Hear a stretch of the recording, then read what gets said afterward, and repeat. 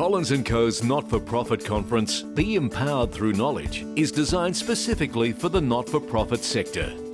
Our speakers are experts in this sector, and their practical approach provides not-for-profit board members and management with the opportunity to improve their skills and knowledge across a range of specialist topics. The conference also provides a great networking opportunity.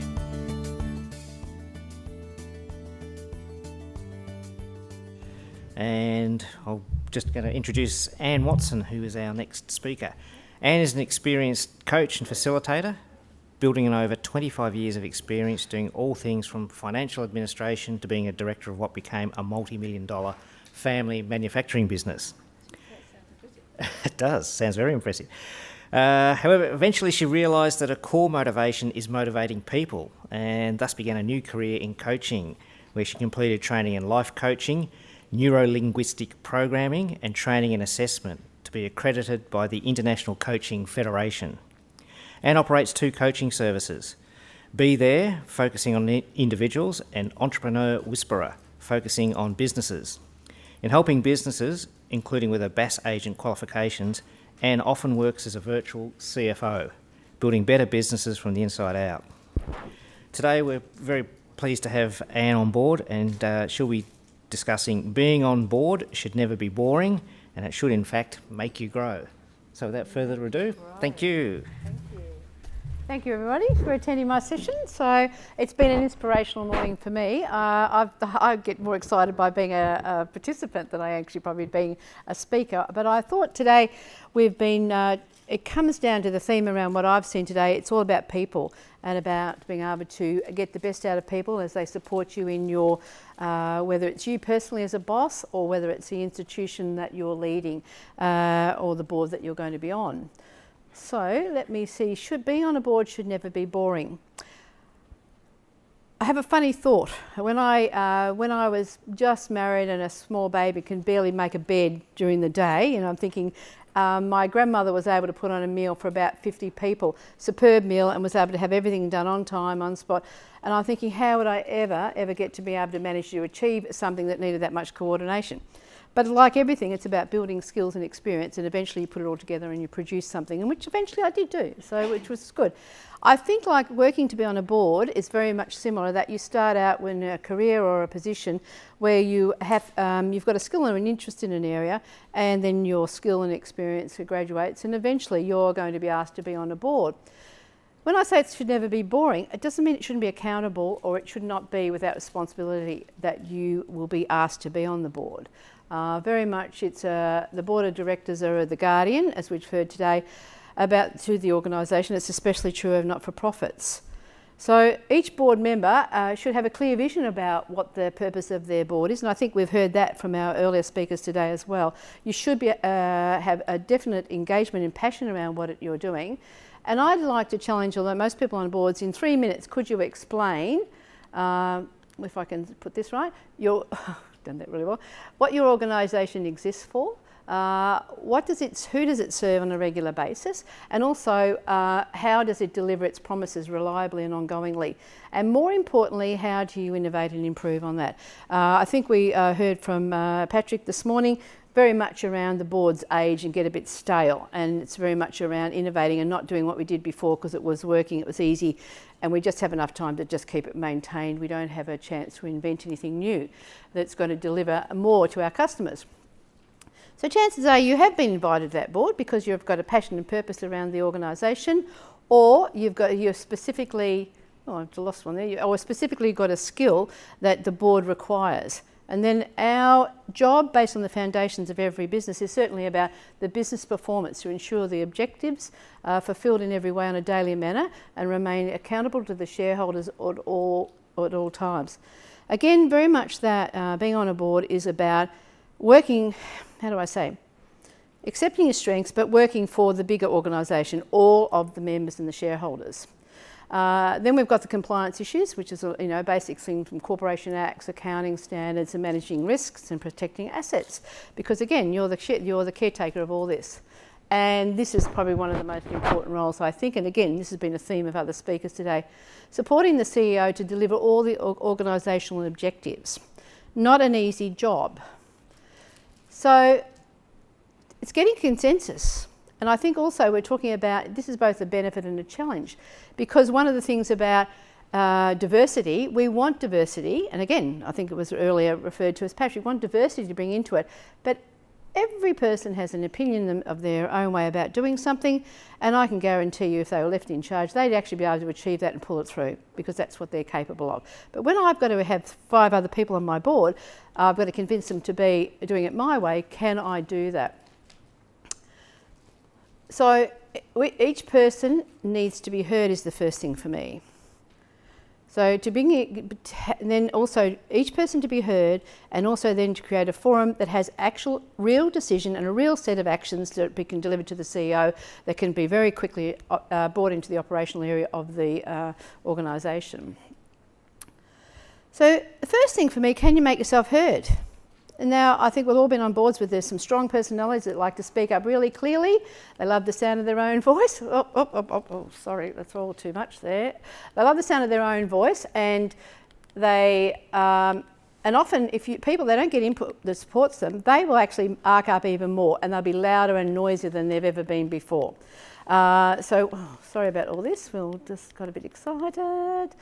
So very much for me, it's about how do we. Let me just go back so I can keep my continuity going. So it's the first thing I would say for any board member, particularly new board members, and you've just been new and invited into a process, is to be brave enough to have a go. Because a lot of times, back when I went first on the board, I sat there as I was one of 3 directors. Well, the other directors, my father and my husband. I was being the good woman. You know, I brought in the data in, and I sat there happily telling and saying, nodding nicely and saying yes, yes, yes, and what can I do for you next? If I had been more assertive, our company eventually went into liquidation because of many different stories, not a bad story, probably a story that gave me freedom to be myself. But I really feel now about I should have been more interactive. I should have been able to stand there and actually and have an opinion and also ask questions. I was way too passive, and that would be because what was I afraid of? Probably being embarrassed or probably upsetting people I love, because my agenda was I was probably there for them more than anybody else at that stage. So that is the thing. The very, very first criteria about being on a board for me is being brave enough to have an opinion, to stand up there and be counted. You should be in a conciliatory board. You should have someone that listens to you. And after a while, you will develop skills to be able to inform the board in a concise manner that someone will be listening to you. And if it doesn't, I think that's when you've got to redo the board. The first model I like to use is the thinking hats. That's Edward de Bono. He's a great lateral thinker and philosopher. And in 1985, he put together a system of working, which is the 6 hats. What I like about the 6 hats, it allows one person to solve a problem from 6 different points of view. I often think of the cube. There's 6 different points of view on a cube. You can never see all sides at once. So you're always going to go to see the first side first. But to look at the whole cube, you need to examine the whole 6 sides. The other side of this, it can be used in a group situation. 6 different people can bring an argument or a discussion point through the 6 different hats to the board table, particularly if you need a lot of information and gathering. So to bring this together, I'll explain the 6 hats briefly to you. You have got a handout there that you can follow up later. There's the 6 hats. The first hat's the white hat. It's all about facts and figures. So if I was on a board and I needed to buy a building, we were going to buy a building, I'd have a budget, I'd have a criteria, I'd need a certain amount of desks to sit in, I'd be able to decide on very literally information that I just knew I had to satisfy.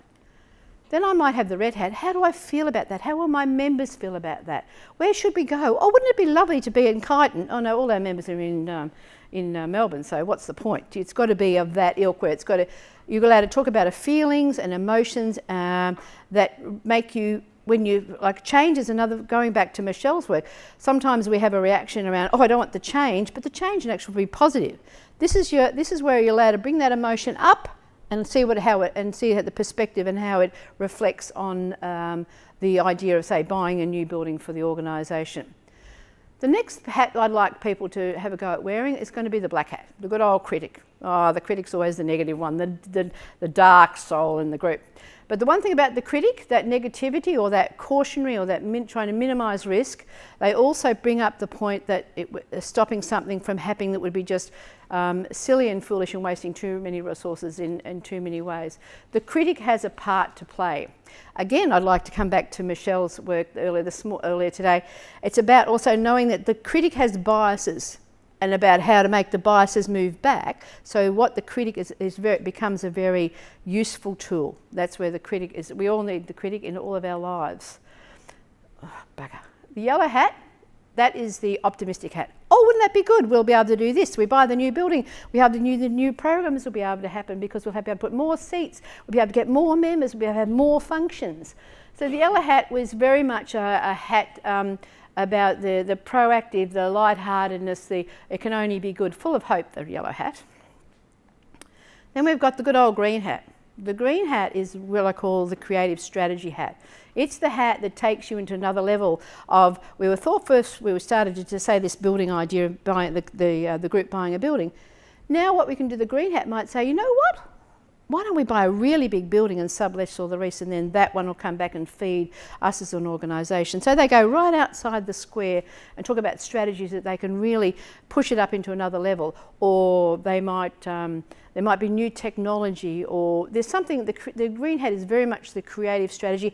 Also the synergy hat, where you might have one thing happening over here, another here, bring them together, and you have a fantastic outcome. And the last hat, the blue hat, is the chairman's hat, the overview hat, the blue sky that looks down on everything.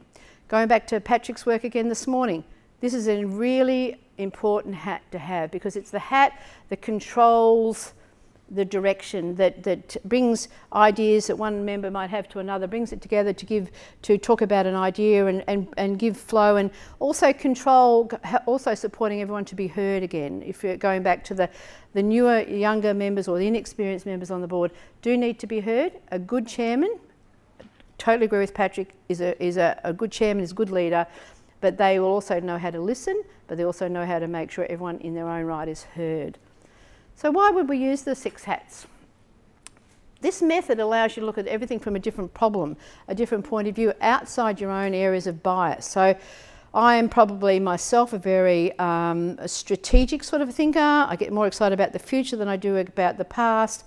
So for me, I always need someone, the critic or the logical person, to bring me back and say, you can have that, but it has to be on these grounds. So I value that person that grounds me, but still lets me think. So that's where the thinking hats allows all of the fairly normal human emotions to come to fruition and be brought together in decision making. It also allows for the skepticism to have a good point of view, but it also allows some of that emotive, intuitive stuff that sometimes is perceptive, but it's hard to define, come into that discussion and that decision around where the board's going to recommend to eventually the CEO. So it's a very much, it builds resilience as well, because as we listen, and this is essential to the board, we have to be able to work with our own strengths, but be open. It allows us to be more resilient as time goes on. You know, it comes into being that the board has decisions that are pretty well standard and should be able to, going back to if you had to explain to people outside your board what your organisation is about, this having had being able to dissect a decision and come up with a solution should be able to enable you to tell anybody who challenges you about the decision making on the board or the why, you know. So the other good thing about this is going back to the board thing, which is this dynamic between sticking to your own guns and strength, but also supporting the board. All of these things on the board, you have to make a commitment to have an action at the end, that there's something that's got to be done fairly quickly.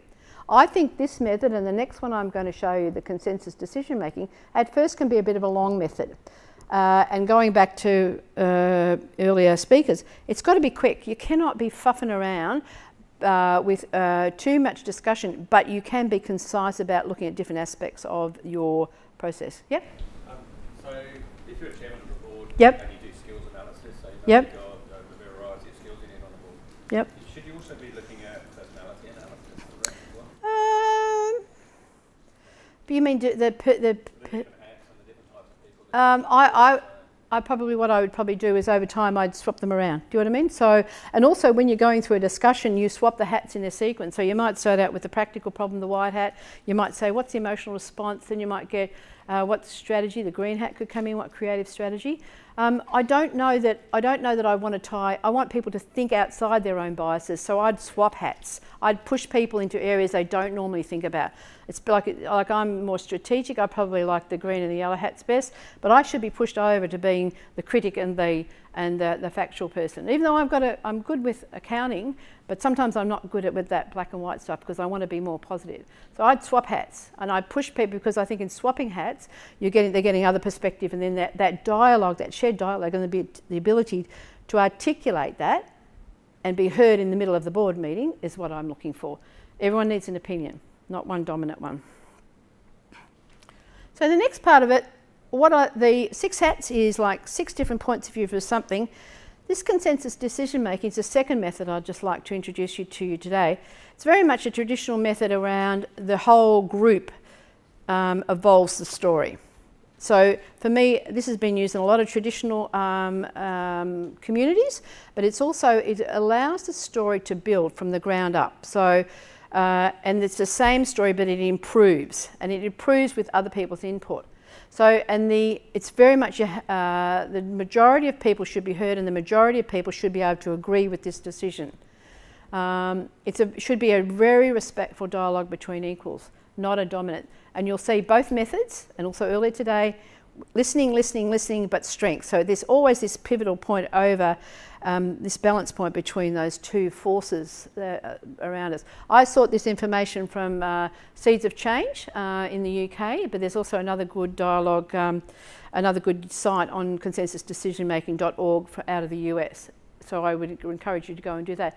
But the principles around this one is very much it's a conditions for consensus. It's about the agreement of everybody and everyone getting heard again. Must be a common goal, must be well stated. There's got to be a commitment of everybody on that board to reaching a consensus. So if you've got a very disruptive or negative person, that might be when we redo the board, or manage them out, or you actually counsel them into a better position. Trust and openness. This is very important. One of the things about all these methods is how to be open and honest and not offensive.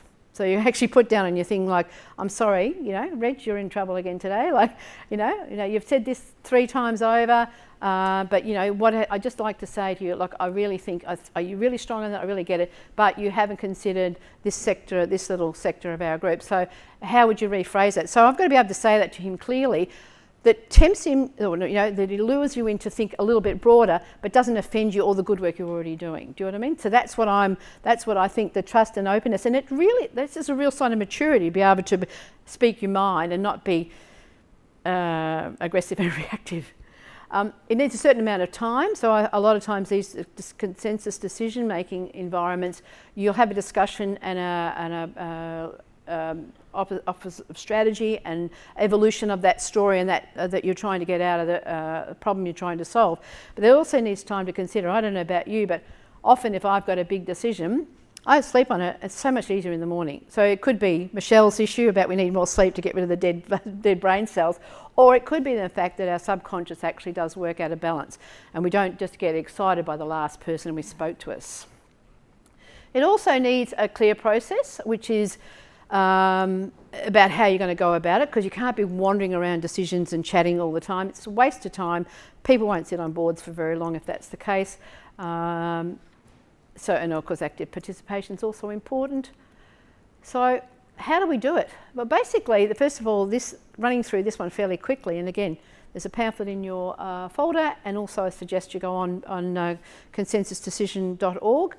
First of all, you bring the idea to the table, and then we explore the ideas. Everyone has a thought or an opinion, or bring their expertise about it. If we're going back to our building, it might be someone's a land surveyor in there, or someone's good, might even be a conveyancing officer is one of the board members. He gets a background on that land. He also knows its history, he knows where it's going. We also might need to speak to a builder or whatever to make that a new building that the board might want to buy or consider buying. how it could be refurbished for our purposes. The people talk about the membership, access to the building, access or transport to the building. All these sort of problems come up in this area about building the ideas. Ideas go to the table, a fairly broad-ranging discussion until we start to sort of discern. Again, a good chairman will start to bring that through to some sort of, the best options things. So this is where the emerging of proposals occurs.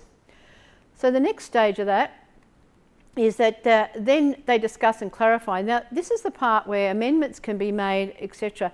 It also allows for dissension when this discussion occurs, that if I really disagree with it, I've got to put up a block, a discussion around that, why it's not working, why I don't believe it will be working, and also come up with a strategy that I think will work. So whinges we don't want, but strategic thinking and alternative thoughts is what we do want.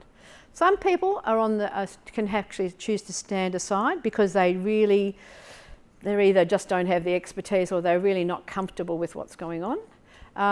And then there is some reservations. The reservations should be reviewed a little bit, and eventually there's got to be a level of agreement, and then the consensus is taken. Sometimes in consensus decision making, you actually can't, you can make the decision, a criteria can be everyone agrees, the chairman agrees, or a percentage of how much in between is suitable. Because otherwise, depending on you do not want to be going back and wasting time and again and again and again, but you do want to bring out your best solution you can possibly get, and it may then go into a testing process and another decision making. But it's got to be, in the end, everyone should be comfortable with it, and then most of all important, we action it that gets done. So the outcome of all the deliberations. There should be a fully engaged in the constructive decision making, that each board member, so whatever method you use and other methods other than the two I've offered you today, you should be able to, if we can do this, adequately explain all the board recommendations to anybody. Most importantly the CEO, but anybody that talks to, any member that talks to you. You should be, and that should be documented, it should be basically coming clearly out of the board meeting in the minutes because you've gone through this decision process. You should be able to provide documentation that clearly states the purpose, expected incomes and the frames of recommendations. You should again consciously build and maintain a rapport with the CEO and senior management. Now, I think there was a suggestion it should be at least the chairman, but I believe everyone on the board should have a pretty good chat session to the CEOs and the senior management, because they also getting to know, as if nothing else, you're getting to know the level of instruments who are going to employ your recommendations. As a board, you don't get to do much. You get to recommend and you get to ensure compliance. But it's these people on the ground. If you haven't convinced them about the importance of the work, they are not going to follow through for you. And again, that push mechanism, they will only push while you're there, but you want people to work for you when you're not there. So you should be able to question also on the board as an individual. You should be able to question and investigate any anomalies in the board reports. You should be vigilant to ensure high standards of governance and compliance are happening at all time, and also ensure that shareholders are conscientiously informed on regular intervals. And you should be able to take feedback on a range of organisational data, formal and informal. So that's going back to, sometimes it's going to be board reports and sometimes it's going to be the intuitive, the people factors in the business. And listening, again, is the best tool you've got there.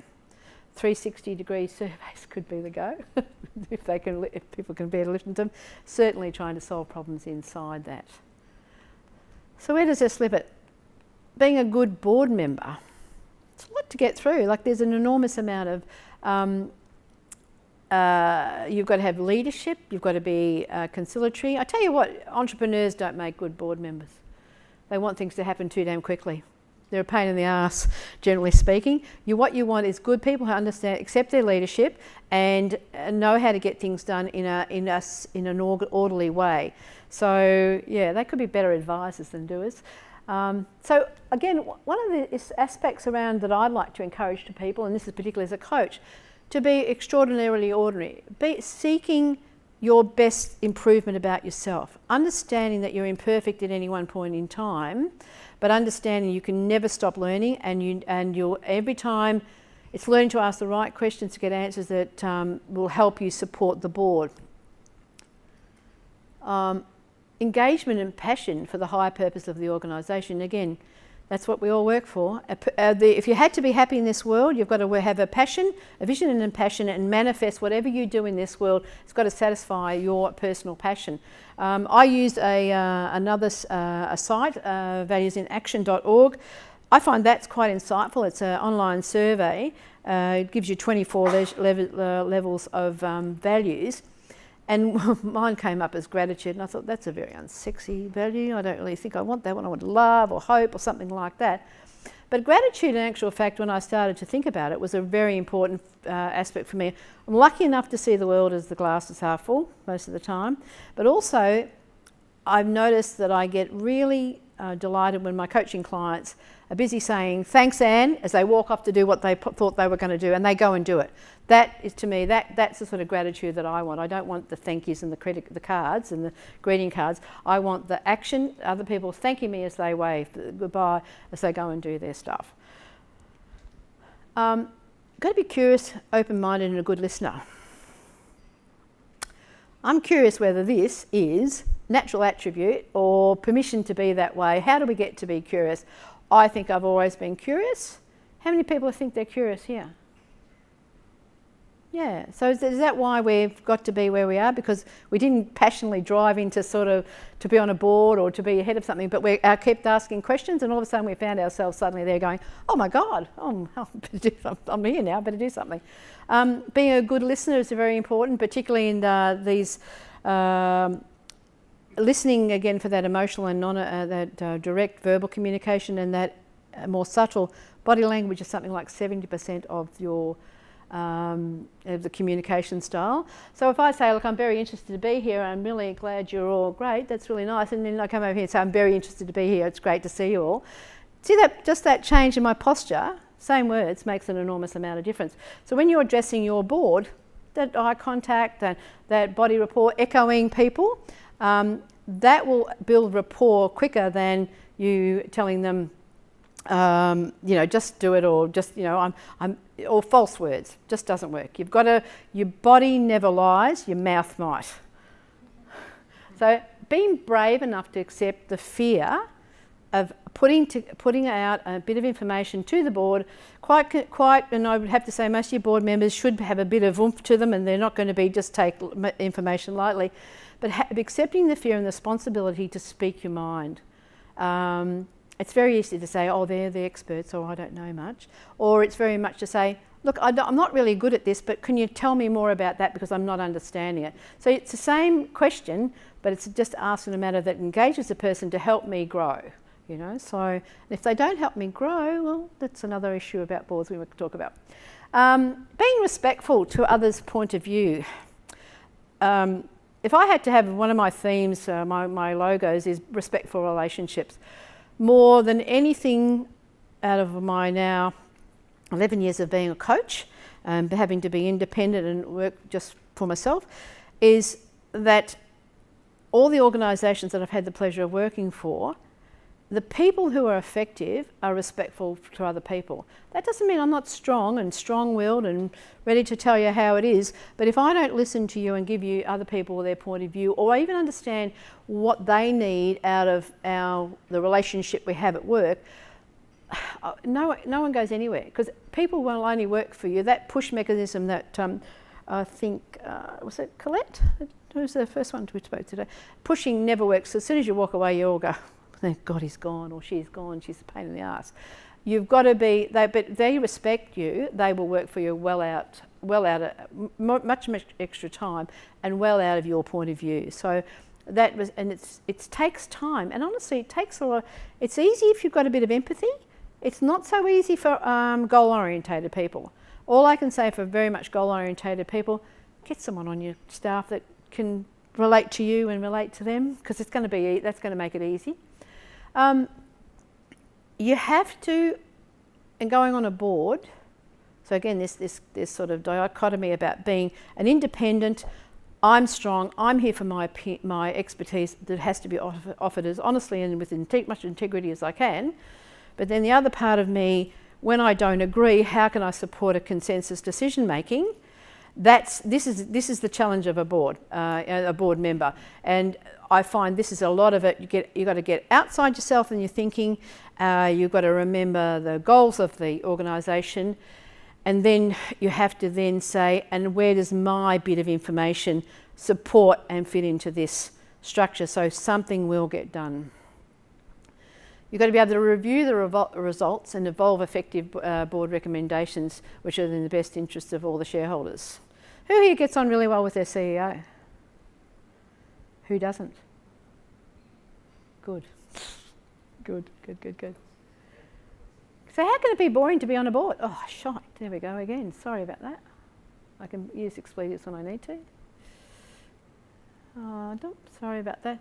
So why could it be boring to be on a board? One of the essence about being on a board, so something's going on, about happiness.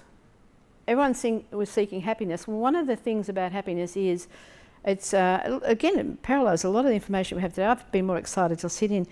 We've got to know what we're doing and be competent about it, so therefore be respected. We've got to have enough variety so we actually can be stimulated, so ongoing learning. We've got to have a sense of significance and respect, so we're respected about what we do. And then we've got to have a sense of belonging. So once those four things are in place, the very next thing we can do is that then we start to grow as a person, and then that growth, and it recycles and supports us. And the last thing, and the thing that gives us the most joy is that we fulfil our sense of purpose by then giving back to the community we're in. So that's the sign to happiness. Even good old Mr. Robbins and many other coaches will paraphrase that in many other ways.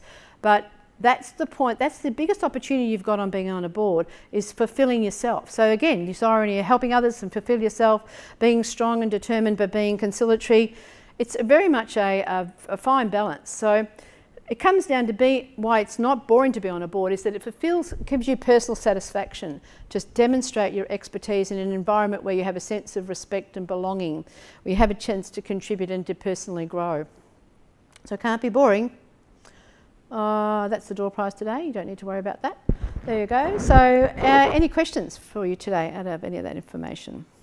It's a bit of an afternoon tea thing. It's a bit wearying. So what's anybody had the biggest problem of being on a board? What's an issue that they've had? How are we going for time? Oh, we're doing all right. Good. All right, I've got 3 prizes, door prizes to give away. So give me one challenge. Give me a challenging question that you found on your board. Membership-based organisation, we have a council that acts as a board, and Yeah. rotation of president and president-elect every year. Yep. And so, it's kind of leading up to that, they're going to be taking on these positions. Yep. And then they have the position, and then they're all busy about getting their objectives seen Yep. to. Yeah. And making their mark, and then they move on at the end of the year. So that kind of revolving door of differing views on where the group needs to go. Yeah, it sounds like to me like, and is there any consistent leadership in there, like the chairman remains for 2 years or anything like that? No. The chair is the president, so that's a year. Yeah. And then the president-elect works with the president, Yep. so that you have some type of corporate memory that does transfer through. Yeah. But the only consistency is me, because I'm a member of, I work for the organisation. You're the admin so, person, yeah. well, I'm not admin. Oh well, is a yeah, task you're that the I do, consistent, but, yeah. Yeah. Yeah. That would seem to me way too short a time to. The Constitution dictates, because it's a membership-based organisation, it's terms of reference or the Constitution that happen in corporate. But they're the rules, so that's what the members have decided. If I was one of your members, I couldn't be on it 2 years in a row? You could, but not as that particular role. Oh no, I don't have a problem with that. But I do, Yeah. I do like to see people at least there for 2 years. Yeah. And then change the roles. It's a little bit like, again, I think one of the, like you have, Patrick said, like you have the president and then your vice president, but that's the role elect, and then you have the post president. So that sort of rolling thing, I've got no problem about that. I think also I think sometimes in the decision making there should be probably some key ways you like to do it. You can break it down into checklists and other things like that. But also you probably have, I'd reckon, if you've got so refreshing, I'd have workshops at least once a year about decision making and how to get there, using like a breakdown logical method into, and then how do you get to decision quickly, and then how the recommendations get processed through.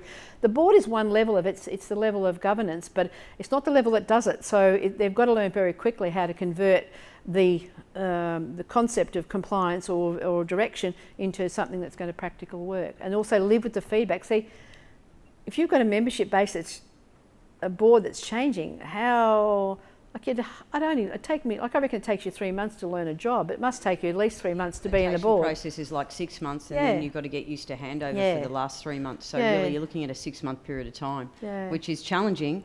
But it's also exciting too, because you get new blood in and new ideas. I'd like to hear that there was at least a third of that remained in place for at least 2 years. Yeah, the general ones do, and the treasurer and the secretary. But those that that's are a little kind of gift at to say the, thank you. the pinnacle. Annual changes. No, there's no consist. You hardly got enough dialogue, and and also the quiet people will never get a voice in that regard. Yep. On that as well, I work for a membership-based organisation. We struggle. We've got a 12-member board, so it's a little bit too large. We also then have a member appointee, so skills and evaluation is a difficult thing as well. You don't necessarily have the right balance of skills that you need in a board, and then evaluating it kind of seems a bit of a waste of time in some ways. You can say what they should be doing, but if they don't have the skill sets to work through it or to bring to the board, then you've got to set up a huge range of governance underneath to get the right skills to support decision making, which becomes burdensome them as well. And how long does it take to get the skills, do you think? Well, it depends on how many committees you might want to set up. If you can't change your board and they're not evaluating themselves because they're an appointment, then bring them in and supporting. Sounds like again maybe a particular an induction process training, or a subcommittee that leads into the main committee. There's a definite succession plan up through there, and then eventually the good ones they'll come to the top anyway. I think I'd be doing that. Any other questions? Well, one from left field, Anne. Yep. Using RSL Care New South Wales as an illustration, how can a board go so horribly wrong? You know what, Donald Trump, I don't know, same sort of gig. It's going to be like good men have let him get there. People have been, they've been fallen in love with the status. They've fallen in love with that no one's ever been accountable. So then, and also what happens, I'm standing here, I'm thinking this is wrong. It's the emperor's new clothes, same sort of deal. People haven't spoken up. So the best thing you can do, and sometimes you might not be able to do anything, but if you don't have a conversation with other board members about your doubts and your feelings around it, and it would have taken a long time to get to that. It wouldn't have happened overnight, but it's definitely good people not standing up. And again, it's what I'm trying to encourage in some of the work I do. You are your own small ordinary self, but by just endeavouring or being engaged in something, you're already going to be in the top 20% anyway, straight off by just bothering to be engaged and interested in any one thing. And then of that, another, if you work a bit harder and you're certainly in your passion area, again, you'll rise up through it. And that ability to be brave enough to be a little bit awkward and feel a bit stupid sometimes, but it is very much about that sort of thing, But it is good men not stepping up. And look, honestly, there probably is corruption in some. I'm not saying there was there. There are times where bullies and corrupt people stop things happening. But most of the organisation you guys are with, there's nothing like that. We're dealing with shareholders being established, constitutions. This is where Australia is pretty fair. No more minutes. That's it. Done. So no more minutes, and that's probably it. Good men standing up and good women standing up as well. People being brave enough just to have an opinion, not forcefully. Yeah, I have not met anyone that, when by arguing, tells people that they, by me shouting at someone, all I do is shut them down. They don't hear me. So it's only by being consistent, logic, and leading in my own space is the only thing that can happen. All right, that's it. Thank you, everybody. Yeah, you two can. There you are. Enjoy that.